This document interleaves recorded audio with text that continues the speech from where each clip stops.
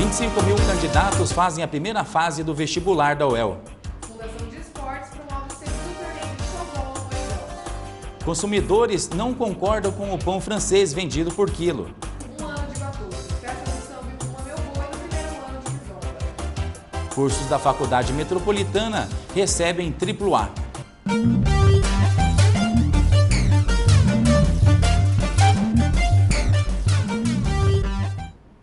Boa noite. A Universidade Estadual de Londrina realizou no último domingo a primeira etapa do vestibular. Apesar do nervosismo, os estudantes recém procuram um jeito de relaxar antes. O movimento de vestibulantes no campus da UEL é intenso. Cada candidato tem o seu método para aliviar a ansiedade. A gente conversa com o pessoal antes da prova, escuta uma música, dá uma relaxada. Sim, eu ouço música, tentar relaxar, né? Tipo, tenta me concentrar, tal, essas coisas. Hoje é um dia particular, mas tipo, normalmente assim eu tento não pensar muito nisso, só na hora mesmo, quando eu entro na sala de aula. Eu procuro não lembrar que eu vou fazer prova, porque se você ficar pensando o que vai cair, aí parece que vai aumentar a ansiedade. Então é bom você relaxar, conversar e pensar que não, como é uma prova comum, porque aí você sai melhor. Procuro ficar sozinha, me concentrando bastante e relaxar, né? Porque não... A organização é muito rigorosa em relação ao fechamento dos portões às 14 horas e ainda assim alguns candidatos atrasam e são desclassificados. O vestibular da UEL, como nos anos anteriores, continua sendo muito concorrido, atraindo vestibulandos de toda parte do país. Neste vestibular, a UEL recebeu aproximadamente 25 mil inscritos. O novo formato do vestibular em 2 etapas facilita para a universidade na correção das redações que acontece só na segunda etapa. O número de redações, por exemplo, a serem corrigidas, se fosse no processo anterior, nós teríamos que corrigi-las mais de 25 mil redações. Com esse novo processo, a gente espera corrigir na ordem de umas 12 mil redações. Então, o processo se torna mais rápido. Então, o que a gente tem é essa análise. Para o candidato passar para a segunda fase do vestibular, ele tem que, no mínimo, acertar 30% das questões. E é estimado que dos 25 mil inscritos, somente 12 mil irão para a segunda fase.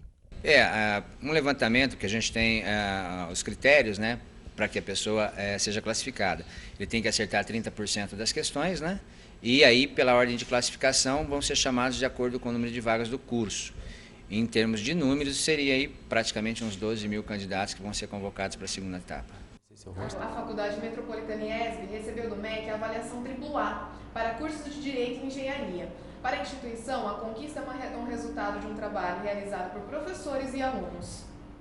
Nos três itens separadamente analisados, nós conseguimos os conceitos máximos, que os conceitos vão de I de insuficiente, R de regular, B de bom e MB de muito bom. Então nós conseguimos o muito bom, tanto no projeto pedagógico, como na infraestrutura, quanto no corpo docente.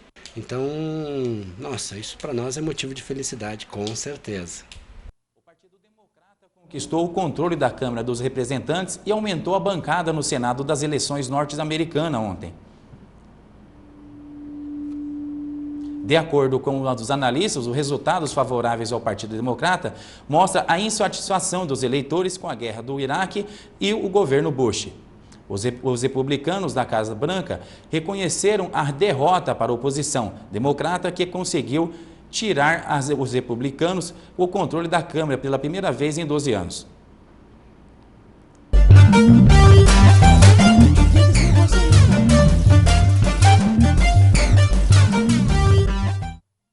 Os cursos de Direito e de Engenharia Elétrica da Faculdade Metropolitana recebeu a nota máxima de avaliação do Ministério da Educação e Cultura.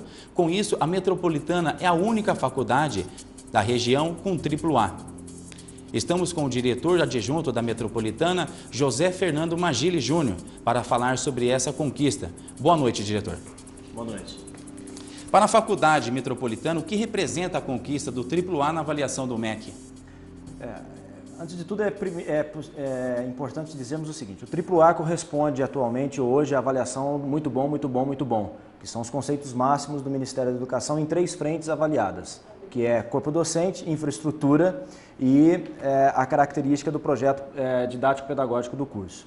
Isso é extremamente importante pelo seguinte: não existem outros 2 cursos, tanto de Direito quanto de Engenharia Elétrica, na região de Londrina, com os 3 conceitos da nota máxima. Então nós somos os únicos cursos da região que possuem isso. O que foi feito nos últimos anos para que a Faculdade Metropolitana conseguisse essa avaliação positiva?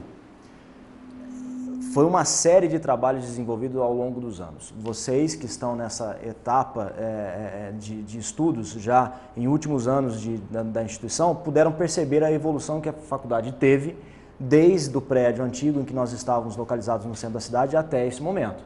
Então foi uma série de investimentos que foi feito, investimento em docentes, investimentos em infraestrutura, investimento para consultorias, para trazermos características de projetos melhores para a instituição, e ao longo desse tempo todo a gente foi aprimorando processos em que a gente sabia como fazê-los, executávamos, e aí a gente tinha respostas, tinha a devolutiva, o feedback, tanto do público quanto dos alunos e da sociedade como um todo, e a gente pôde, obviamente, acertar os processos ao longo dos anos.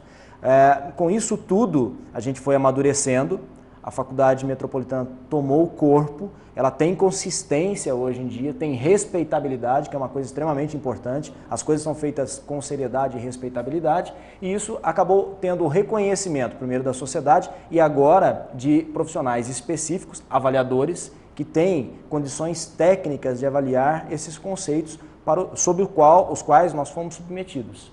Em quais sentidos é importante para a faculdade receber a nota máxima do MEC? Isso, essa avaliação, essa nota máxima, vem coroar o trabalho que foi desenvolvido ao longo dos anos. O esforço empenhado por muitas pessoas. Nós temos pessoas que estão trabalhando, batalhando junto com a Metropolitana desde que ela foi criada. Pessoas que entraram no processo ao longo do desenvolvimento da Metropolitana. Então, para todas essas pessoas que têm baixa rotatividade na Metropolitana, isso é extremamente importante dizer, os professores da Metropolitana são profissionais que têm continuidade de serviço ao longo dos anos.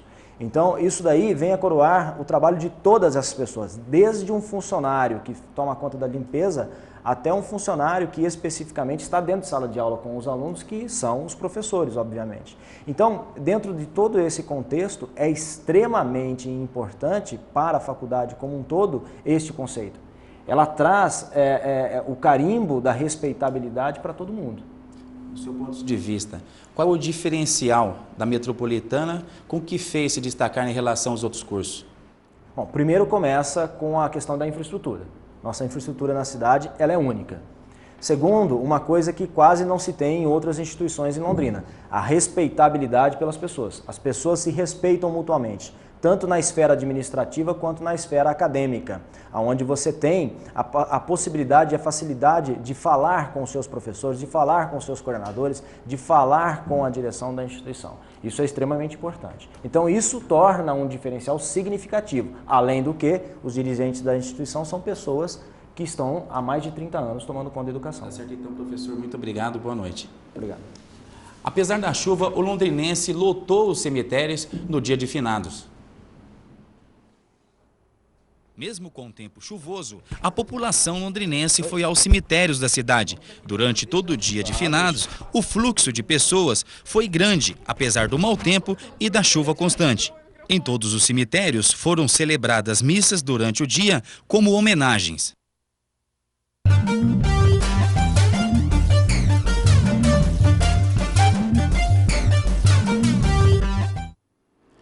O IBGE divulgou hoje a primeira previsão da safra brasileira de grãos para 2007. A soma da safra de verão e inverno, o Instituto prevê uma produção total de 123 milhões de toneladas para 2007.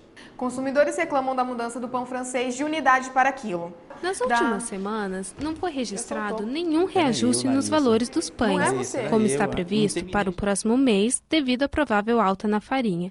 Mas, como antes era cobrado por unidade, a diferença era apenas de alguns centavos. Agora, vendido a quilo, as variações podem chegar aos reais. Vantagem ou desvantagem? Essa é a discussão dos consumidores sobre a nova venda do pãozinho por quilo. Quem se sentir lesado em alguma ocasião deve procurar o PROCON. Para evitar aumento no preço, comerciantes devem reduzir o tamanho do pãozinho. Em locais onde os pães são produzidos com peso maior, os clientes podem vir a pagar mais pela mesma quantidade comprada antes. Agora eu estou levando 17 no valor de 16. Por causa do peso eu ganhei um pão. Porque em vez se fosse pagar por unidade, eu pagava 16 pão. Agora pelo mesmo preço estou levando 17. Eu acho que era melhor em unidade porque está variando bastante de uma padaria para outra. Aqui, por exemplo, eu pago o mesmo preço que eu pagava antes. Agora, em outras padarias que eu já experimentei, eu cheguei a pagar cerca de uns 10% mais caro. Varia bastante o preço agora, né? Olha, eu acho que o pão por quilo, para mim, não fez muita diferença. Nós continuamos consumindo da mesma forma, porque é uma coisa que não pode faltar na nossa casa. E a quantidade, para nós, não teve muita diferença no preço com relação ao peso. Para mim, eu achei que saiu a mesma coisa, não vi muita diferença. Mediante tantas reportagens que surgiram hoje na televisão informando que algumas padarias estão colocando alguns ingredientes para o pão ficar mais pesado e para, de uma forma ou outra, lograr o consumidor final, entendeu? Então eu prefiro por unidade. Está saindo mais barato? Depende do local onde você vai procurar. Locais onde você vai, de repente, ter algum tipo de informação, você sai mais em conta, outros não. No último domingo, o projeto Kizomba da UEL festejou o aniversário de 1 ano, com uma festa de Bumba Meu Boi e muito samba. Neste mês comemorativo, grupos de cultura ministrarão oficinas de Bumba Meu Boi e Maculelê, gratuitas e abertas a todos os interessados. O projeto se chama Kizomba, o samba e outros batuques. As oficinas, elas têm como objetivo agregar um valor informacional, passar para as pessoas informações sobre a cultura popular brasileira, sobre as manifestações afro-brasileiras. Então nós trabalhamos com batuques, com ritmos, geralmente que tem ligação com a música afro-brasileira. Essas oficinas, elas acontecem no começo, no final da tarde, às 5 horas da tarde. A entrada é franca, pode vir quem quiser, não precisa fazer inscrição prévia.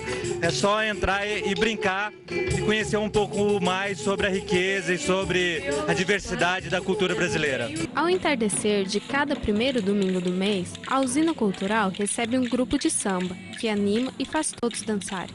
É diferente, né? Não é nada que existe em Londrina. Uma coisa completamente diferente. Eu nunca me deparei com uma coisa dessas. É interessante pela diferença, assim. No Sul isso pra mim é novo. Em novembro do ano passado, acontecia o primeiro Kizomba. Neste domingo, o projeto está comemorando 1 ano, com atividades e oficinas culturais, além de muito samba. O projeto Kizomba, ele é um projeto que tem como objetivo reunir as pessoas que gostam de samba. Quem gosta de cantar, dançar, tocar, quem gosta de ouvir. É um ponto de encontro, por isso que ele pretende ser informal, feito no terreiro, como se fosse uma roda de samba no quintal de casa. A origem dele é a partir de um projeto de ação cultural da UEL, que trabalha com vários outros projetos também, né?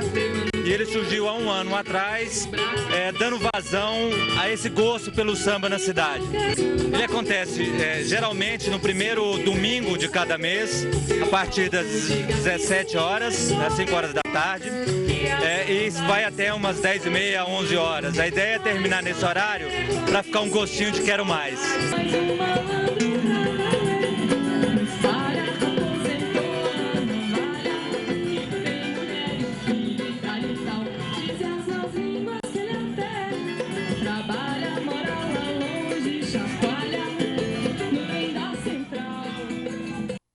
A Fundação de Esportes realizou o 2º torneio do Showball, um curioso jogo em que a quadra é cercada por redes, sem saída de fundo nem lateral.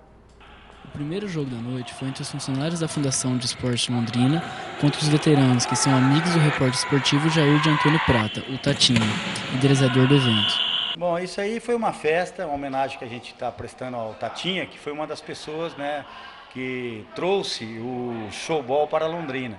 Isso aí há 20 anos atrás, nós estávamos magrinho, cabeludo, conseguíamos jogar, né? E a ideia hoje era reviver aqueles momentos, né? Trazendo a equipe que jogava para o Tatinha, quanto um combinado, né? Todos os amigos aí, o pessoal da fundação, e as pessoas que faziam parte daquela época do time do Tatinha.